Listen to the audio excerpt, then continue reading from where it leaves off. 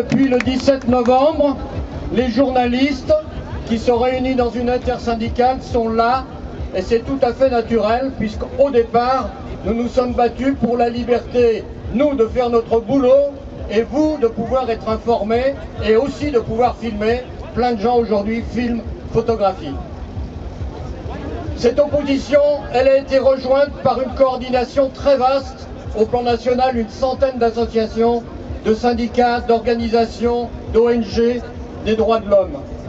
Aujourd'hui même, en ce samedi 16 janvier 2021, dans plus de 80 villes de France, les journalistes, les syndicats et vous tous sont là pour marcher contre le retrait, contre la loi sécurité globale et en particulier pour le retrait des articles 21, 22, 24 et aussi de l'article 18 de la loi dite sur le séparatisme qui veut, paraît-il, promouvoir les valeurs républicaines. Dans notre région, ce matin, on manifestait à Villefranche-sur-Saône et cet après-midi, des marches ont lieu en ce moment même à Annonay, Saint-Étienne, Clermont-Ferrand, Bourg-en-Bresse, Grenoble, Chambéry, Annecy. La loi sécurité globale, pour nous et pour vous, fait peser de graves menaces sur la liberté d'informer et d'être informé. Son article 24 vise à dissuader de filmer ou de photographier les interventions policières. Et ce n'est pas la réécriture qui est en cours qui peut nous satisfaire. L'importance de telles images, vous le savez, on vient de le dire, est cruciale pour attester des cas de violence policière. On l'a dit pour les jeunes des quartiers, mais on l'a vu pour les lois, lors des manifestations contre la retraite, etc.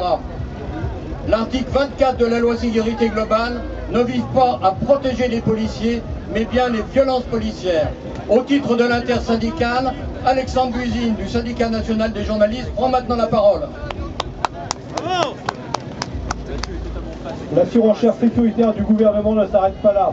Ainsi, les articles 21 et 22 de la loi sécurité globale visant à permettre à l'État et à sa police d'accroître le contrôle sur la population à travers des outils de surveillance comme les drones et les caméras piétons utilisables en manifestation ou lors de contrôles d'identité. L'application de ces trois articles donnerait aux forces de l'ordre un monopole de fait des images lors d'un rassemblement. L'article 18 du projet de loi dit séparatisme intègre et élargit avec des notions extrêmement vagues les dispositions de cet article 24, tout en sortant du cadre protecteur de la loi de 1881 sur la liberté de la presse, faisant ainsi peser le risque d'arrestation en flagrance et de comparution immédiate. De plus, le Conseil d'État vient quant à lui de légitimer les décrets d'extension du fichage de chacune et chacun sur la base de nos opinions supposées, qu'elles soient politiques, syndicales, religieuses ou philosophiques.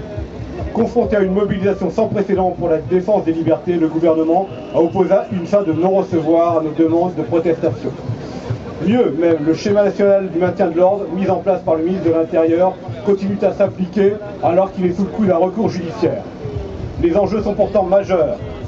Ils touchent au respect même de l'état de droit qui suppose le contrôle effectif des pratiques de personnes dépositaires de l'autorité publique par les citoyens, le Parlement, la justice et la presse. Les mesures de surveillance de la population doivent quant à elles demeurer l'exception. À Paris, notre coordination a demandé à être reçue par le président de la République, censé veiller au respect des libertés constitutionnelles. Notre requête est à ce jour restée lettre morte. Face à la stratégie de l'évitement et du déni du gouvernement et du président de la République, et jusqu'à ce que nos revendications soient entendues, nous continuerons à nous mobiliser. Comme cela a été rappelé par l'intersyndicale des journalistes lors de son audition au Sénat, nous demandons au Sénat la suppression pure et simple des articles incriminés. Comme les 17, 18, 28 novembre, 5 et 12 décembre, nous sommes donc là dans la rue pour le droit d'informer et d'être informés, pour la liberté de manifester, pour le respect de notre vie privée, contre les violences policières et pour l'application de la justice de la République. Pour préserver de liberté publique, nous poursuivons la marche avec vous. Christophe. Merci.